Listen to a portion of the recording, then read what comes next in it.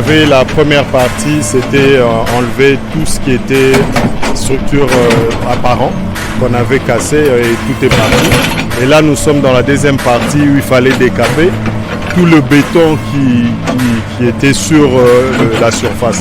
Là, on est en train de continuer et de l'autre côté, on a déjà commencé à évacuer. Donc, on décape et on évacue en même temps. Les travaux sont organisés d'une certaine manière. On casse, on arrête de casser, on évacue. On revient le jour d'après, on continue à casser. Les engins sont là-bas, les camions sont là-bas, on stand-by si je peux dire. Parce que la journée aujourd'hui, on ne fait que démolir, que casser. Et une fois que le marteau-piqueur a fini son travail, la pelle vient pour remplir les bennes et ça part. Mais les travaux, c'est quoi? C'est déjà ce qu'on fait. Après, comme j'ai toujours dit, construire le marché central, c'est pas poser une brique sur l'autre. Nous avons 1789 pieux à poser et ça va prendre du temps. Donc, voir les choses qui vont dépasser cette clôture-là, il faut être un peu patient. Parce que nous profitons de la saison sèche pour finir avec les pieux. Et une fois ça c'est fini, les briques ça va aller vite. Vous allez les voir, ça va dépasser la clôture, ça ira très vite. Arrière-grand-père. C'est-à-dire le marché central va être construit sur 80 000 mètres carrés avec plus de 510 magasins. C'est R+2.